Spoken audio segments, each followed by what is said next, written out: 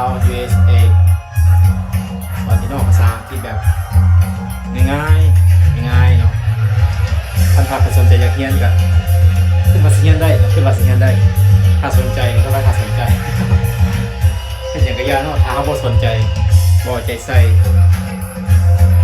มันก็สิมีทางที่จะเป็นไปได้เนาะมันก็ต้องเอาสนใจต้องมีความสนใจนิดนึงแล้วก็เอาใจใส่นิดนึงเนาะภาษีเป็นอย่างภาษีเกิดนะเอาว่าระยะห่างมาย้อนแยะนิดนึงหรือว่าเหยียดเส้นเหยียดสายนิดนึงมาปั่นขบวนเรียนเป็นสไตล์ของรักบ่าวลาว USA เนาะพอได้ยินในหัวนะ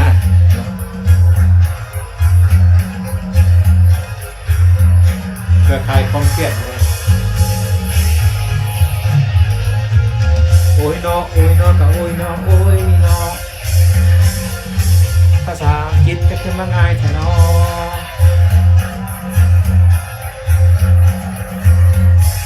เอาบริเน้นเสียงเนาะมาเน้นเอาความเครียดออกจากพอสมองเนาะแล้วก็มีรอยยิ้ม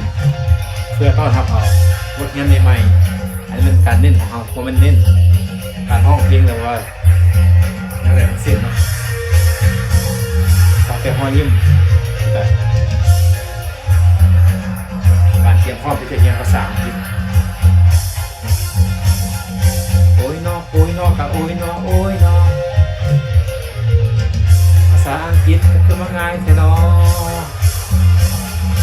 โอ้ยน้อโอ้ยน้อกับโอ้ยน้อโอ้ยน้อเพราะว่าเขาห้องไปเรื่อยนะเขาก็จะรู้ว่าตอนเขาห้องเพลงนี้ขึ้นมาแบบว่าสมองเขาก็เตรียมพร้อมเรียนภาษาอังกฤษแล้วครับไปทันเพลงนี้ขึ้นมาในสมองเขาหักขึ้นหัวข้อภาษาอังกฤษจะมาเรียนมาก็ขึ้นหาเพลงตัวนี้นะมันก็สีให้เขาจืดเนาะ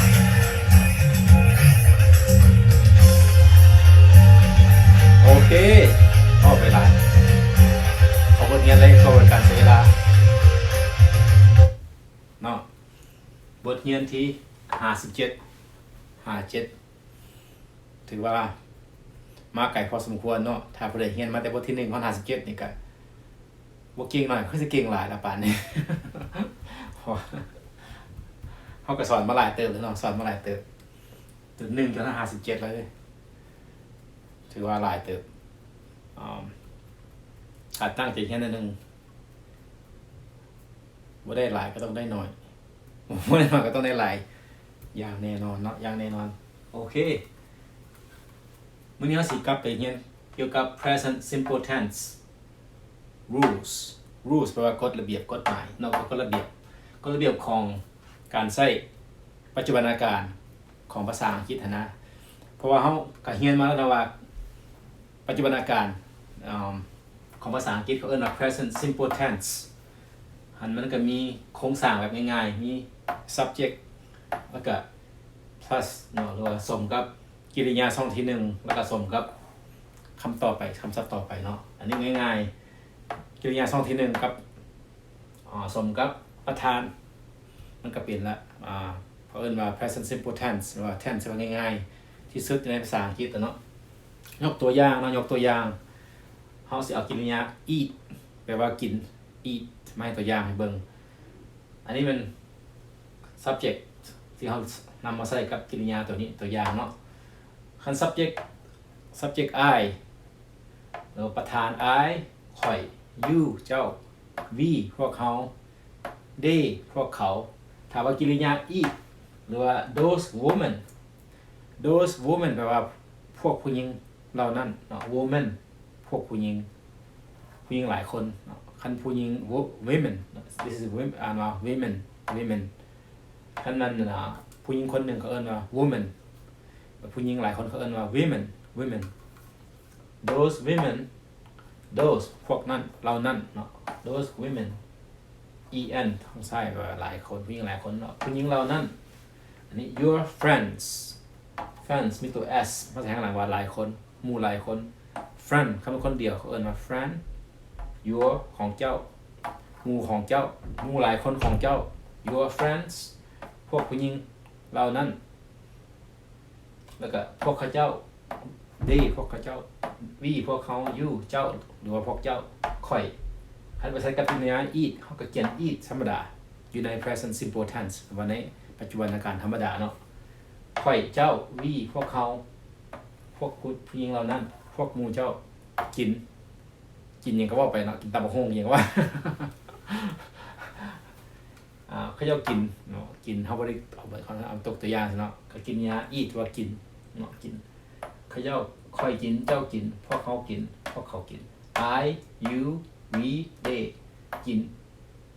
เป็น eat ธรรมดากินนะอันนี้เป็นช่องที่1ของกริยาที่ว่ากินภาษาอังกฤษอันนี้ตัวอย่างซื่อๆเนาะเขาก็ไปใส่น้ำกินยาอื่นๆเนาะพอเขาก็สิใส่หลายอันก็ได้บาทเดียวนะเพราะว่ามีกระดาษที่เขียนนะครับมันสิซับซ้อนนะเอาตัวนึงมาอ่านพี่น้องก็ไปเฮ็ดไปเอากินยาตัวอื่นมาซับใส่มาเปลี่ยนใส่ก็เฮาได้เรียนหลายเรียนไปเขาเน้นตัวนี้แปลว่าอันนี้เป็นประธานพวกนี้ไปกับ eat พวกนี้เป็น eat อันนี้บุรุษที่3มันไปกิน eat ตัว s มาใส่ s มาใส่ยกตัวอย่าง he she he เราผู้ชาย she เราผู้หญิง it มัน my brother น้องชายของคอย my brother ก็เป็นบุรุษที่3คือกันจำนวนน้อยเนาะ he เราผู้ชาย she เราผู้หญิง it มัน my brother น้องชายของคอยจานเป็นคนหนึ่งจานเราผู้ชายจานเนาะวันนี้เขาจะเอากีฬา eats มาใส่ตามหลัง he eats เนาะ he eats โมเวลา he eat บ่ถือต้องว่า he eats she eats ก็ I eats ก็บ่ถือว่า I eats ต้องว่า I eat กริยาช่องที่1เป็น present simple tense เราผู้ชายกินเราผู้หญิงกินมันกินน้องชายคอยกินจานกินหรือว่าเอา eats มาใส่ s มาใส่อันนี้มันก็ขึ้นน้ำประธานเลยว่าขึ้นน้ำประธานว่าประธานแล้ว subject ขึ้นเป็นอะไรเขาจะใส่ค่อยต่อ s มาใส่อันนี้ครับมันเป็นบุรุษที่3หรือว่าจำนวนน้อยเขาก็เอาตัว s มาใส่น้ำกริยาตัวนี้บ่มีตัว s ช่องที่1ของ verb eat เนาะบัดนี้สมมุติว่าบัดนี้เขาสิมาใส่ verb ตัวอื่นกริยาตัวอื่นมันบ่สุดในตัวที่ธรรมดามันสุดนำตัวอื่นเขาสิยกตัวอย่างให้เบิ่งเนาะเขาถึงมาเรียนกฎต่อไปเนาะสมมุติว่ากริยาต่างอื่นๆที่บ่แม่นคำว่า eat กริยาอื่นที่ว่ามันสุดในตัวที่ว่า so eat เขาก็เปลี่ยนเป็น eats ได้เนาะเปลี่ยนเป็น eat ใส่ง่ายๆเขาก็ s มาใส่คันมาใส่คำบุรุษที่3วันนี้สมมุติว่ากริยาตัวอื่นๆในภาษาอังกฤษที่มันสุดกับคำที่ว่าตัว s หรือว่ากริยาคำใดที่ว่าสุดท้ายด้วยกับตัว ch เนาะอ่านหรือว่าตัว s ตัว s ว่าอ่าน ch ว่า ch s ว่า sh x o กริยาตัวใดที่ว่าสุดท้ายกับพวกนี้ตัว s ตัว ch ตัว sh ตัว x o เฮาตัว es มาใส่ตอนนั้นเปลี่ยนไปกับบุรุษที่3เฮาเสียตัว es มาใส่ยกตัวอย่างพี่น้องเบิ่งเนาะสมมุติว่ากริยาคำว่า watch มันสุดท้ายกับ ch บัดนี้เฮาสิเอากริยา watch ไปใส่กับพวกนี้หั่นนะพวกบุรุษที่3นี่สรรพนามพวกนี้เฮาต้องเอาตัว es มาใส่เอาตัว s มาใส่ซื่อๆบ่ถูกเนาะยกตัวอย่างเขาต้องว่าคันว่า he watches she watches it watches ข้อกิริยาตัวนี้มันสุดท้ายกับตัว ch เอาก็เลยตัว es มาใส่ถ้าตัว s มาใส่แล้วบ่ถูกต้องเอา es มาใส่เนาะเพราะเฮาต้องตัวจื่อมันเป็นกฎในภาษาอังกฤษเนาะกริยาตัวนี้ที่ว่าสุดท้ายกับตัว s ch sh x o เขาต้องเอาตัว es มาใส่ข้างหลังอยู่ในปัจจุบันในการธรรมดาเนาะคือตัวอย่างออกมา watches do ว่าคำว่า do กริยา do ว่าเฮ็ด watch แปลว่าเบิ่งเนาะเบิ่งการเบิ่ง I watch movie ใครเบิ่ง movie คือว่าสิ I watch movie คำว่า he watches movie she watches movie but I watch movie เนาะบ่ได้เปลี่ยน but he กับ she เอาตัว es มาใส่เนาะคือกริยา do คือกันคันว่า I do ข่อยเฮ็ด you do เจ้าเฮ็ดวันนี้ he does เนาะบ่ว่า he do กับ she do บ่เถิด I do ข่อยเฮ็ด you do เจ้าเฮ็ดบัดนี้ he she it my brother John เขาต้องว่า does John does he does she does it does เอาตัว e มา es มาใส่เพราะว่ากริยาตัวนี้มันสุดท้ายกับตัว o เนาะเป็นกฎเป็นกริยาอะไรที่ว่าสุดท้ายกับตัว o เอาตัว es มาใส่คือเกิดกับตัวนี้ go แปลว่าไปเนาะ go I go to school I go to school you go to school ค่อยไปโรงเรียนเจ้าไปโรงเรียน he she it goes to school เพราะว่ากิริยา go มันสุดท้ายตัว go มันสุดท้ายกับตัว o ก็เลยเอาตัว es มาใส่ตอนมันไปกับ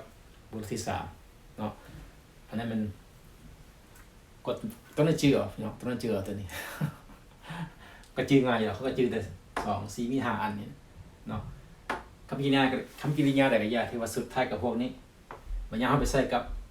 present simple tense ในปัจจุบันในการธรรมดาก็ต้องเอาes มาใส่อันนั้นมันกดง่ายๆจื่อเนี่ยเอา es มาใส่กริยาตัวใดก็อย่าที่ว่าสุดท้ายกับพวกนี้ไปใส่กับพวกเรื่องที่3นี้เนาะมันขึ้นครับว่าเขาใส่กับ subject ตัวไหนเนาะ subject พวกนี้ก็เรื่องที่3ภาษาลาว he she it my brother John เรื่องที่3เราเป็นจำนวนน้อยเนาะ he คนหนึ่ง she ก็คนหนึ่งจำนวนน้อยเรื่องที่3วันนี้ตัวอย่างต่อไป kisses kiss กิริยา kiss แปลว่าจูบเนาะการจูบกันนะจูบ kiss kiss มันก็สุดท้ายด้วยตัว s เนาะตัว s kiss I kiss you ค่อยจูบเจ้า you kiss me เจ้าจูบค่อย I kiss you บัดนี้ she kisses me she kisses me จะบอกว่า she kiss me บ่ถูก she kisses me เพราะว่าตัว es มาใส่เพราะว่า iss kiss แปลว่ามันสุดท้ายด้วยตัว s เนาะในกฎของ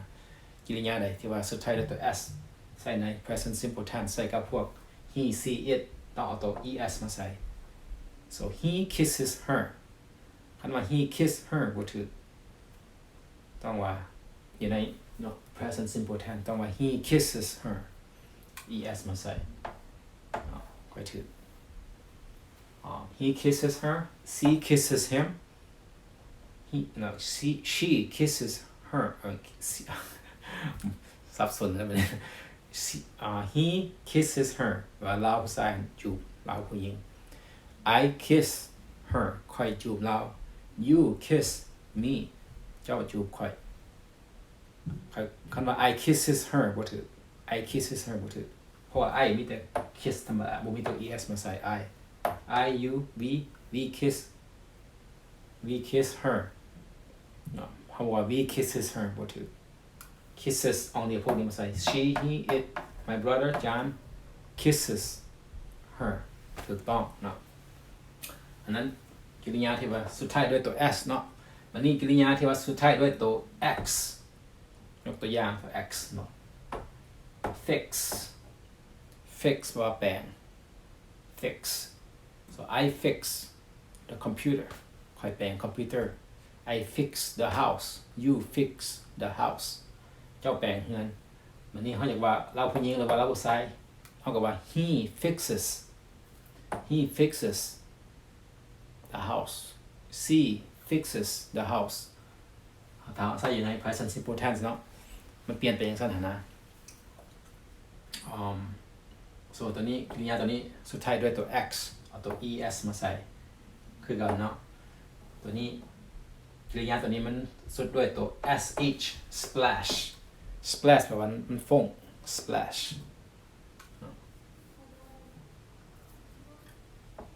ให้ฟ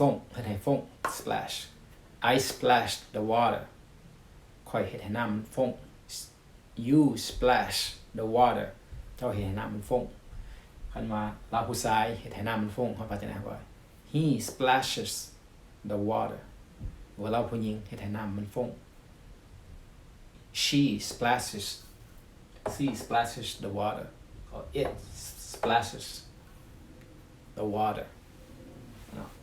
อันนี้มันกฎเนาะต้องจื้อกริยาที่ว่าสุดในไทยพวกนี้เขาต้องเอา es มาใส่อยู่ในเนาะปัจจุบันอาการธรรมดากฎต่อไปเนาะกฎต่อไปที่3ถ้าว่ากิริยาใดก็อย่างที่ว่าสุดท้ายด้วยว้าวแบบสระตัวสระกับสมกับตัว y เนี่ยเขาต้องเอาตัว s มาใส่ธรรมดาว้าว and ว้าวสมกับกิริยาใดก็อย่างที่สุดท้ายกับตัวว้าวสมกับตัว y เอาตัว s มาใส่นกตัวอย่าง play เท่ากับ plays เนาะบวกเปลี่ยนอย่างไรคือ play I play he plays you play she plays play แปลว่าเล่นเนาะ I play soccer ค่อยเล่นบาสเตะบาส I play game ค่อยเล่นเกม she plays game or he plays game เราเล่นเกมเนาะเพราะกิริยาตัวนี้มันสุดท้ายด้วยตัว y กับตัวสระมัน a มันสระA มันสระกับสมกับตัว y มันก็ได้ตัว s มาใส่ซื่อๆตัวอย่างต่อไปมัน buy แล้วก็ buys like I buy the book คอยซื้อปึ้มคันว่าเราผู้หญิงซื้อปึ้ม she buys the books buy ตัวนี้กิริยาตัวนี้มันสุดท้ายกับตัว u กับตัว y u มันเป็น vowel แปลว่าสระเนาะสระในภาษาอังกฤษมี a i o u เนาะสระ vowel มันมีตัวA I O U E กับตัว E เนาะ1 2 3 4 5 A E I O U พวกนี้เป็นสระในภาษาอังกฤษเนาะ A E I O U ถ้ากิริยาก็อย่างที่ว่าสุดท้ายด้วยสระสมกับตัว Y เขาเสียตัว S มาใส่ซื่อๆอยู่ในตอนใส่กับพวกมนุษย์ที่3เนาะวันนี้สุดท้าย สุดท้ายนี่มัน consonant plus กับ y กิริยาใดก็อย่างที่ว่าสุดท้ายกับตัว consonant เป็นว่าพยัญชนะ vowel สระ vowel สระ consonant เป็นพยัญชนะกิริยาใดก็อย่างที่ว่าสุดท้ายด้วย consonant หรือว่าพยัญชนะสมกับตัว y มันสิเปลี่ยนมาเป็นตัว ies สุดท้าย ies ยกตัวอย่างfly มันเขียนมาเป็น fly ว่าบินเนาะ I fly ค่อยบิน you fly เจ้าบินวันนี้ he she flies ว่าเป็น flies เพราะว่ากิริยาตัวนี้มันสุดด้วยตัว ly l เนี่ยมันเป็น consonant ต่างกับพวกนี้เนาะทั้งๆนี่มันเป็นพวก vowel แล้วใส่เขาจะเอาขั้นตัวสุดท้ายของกิริยาสุดด้วยตัว y ด้วยสระสมกับตัว y ตัว s มาใส่ซื่อๆบัดคันกิริยาอะไรก็อย่างที่สุดท้ายกับตัว consonant หรือว่าพยัญชนะตัว l กับตัว y ตัว d ตัว y เป็น d เป็นพยัญชนะ l เป็นพยัญชนะกับสมกับตัว y เขาเปลี่ยนมาเป็นตัว ies ตอนน้ำใส่กับพวกรุ่นที่3เนาะรุ่นที่3อยู่ในปัจจุบันการธรรมดายกตัวอย่าง fly บินแบบมันเปลี่ยนมาเป็น flies study เปลี่ยนมาเป็น study แปลว่าเรียนหนังสือนะ study I study at the university ค่อย study ค่อยเรียนอยู่ในมหาวิทยาลัยวันนี้ she studies at the universityเราผู้หญิงเรียนอยู่ในมหาวิทยาลัย I study she studies